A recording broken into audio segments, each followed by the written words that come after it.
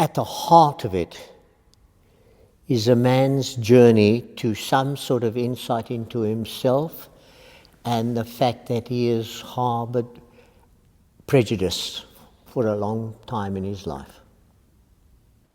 Central to the story, as told in the play, are two incidents which happened to this main character, Henry Parsons, a retired sort of alcoholic school teacher, college professor.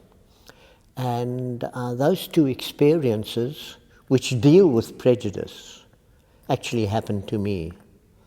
And I just felt compelled to try and exorcise them in terms of myself by writing a play about them.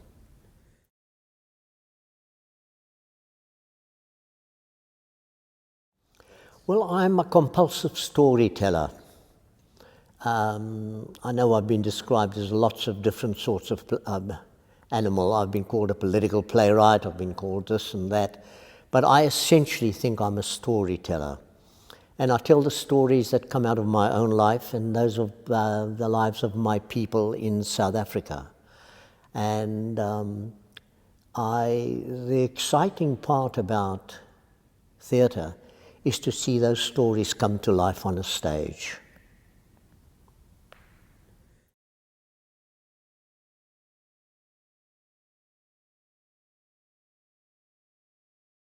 It's an incredibly rich relationship as far as I'm concerned. You know, one of the things you dream about as a playwright is finding the director. The director will understand what you as a playwright, what you are about, will understand how and why you wrote a particular play.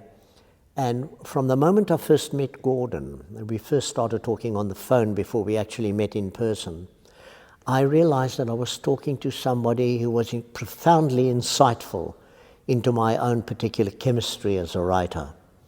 And it's a great blessing to come along at this point in my life, 77 years old, and I've found the director I've been waiting for.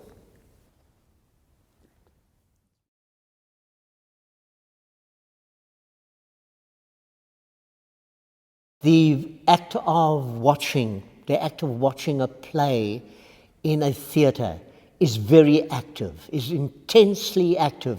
And you ask the actors about that, and they will themselves tell you that, you know, you can't do that play on that stage and give your all if there isn't somebody sitting in those seats in front of you. And so the whole question of viewership in a theatre is a very active one. Out in the real world, outside of the theatre, well, it raises some very, very profound moral issues. Because as a South African, I knew I was in a society where, as a member of a white minority, I was being challenged every day of my life in that country, and still am, by being a witness to what happens on the streets of that society. I mean, I saw the brutality of apartheid at first hand. There were a lot of white South Africans who saw it, but remained completely passive about it.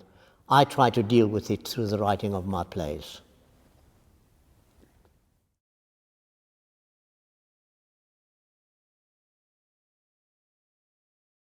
I'm hoping that the audience will take away with them a thought that maybe a little bit of self-examination should take place.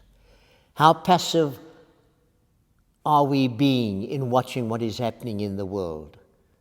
Are we really being active in our response to it, or are we just sitting and watching it happen and doing nothing about it?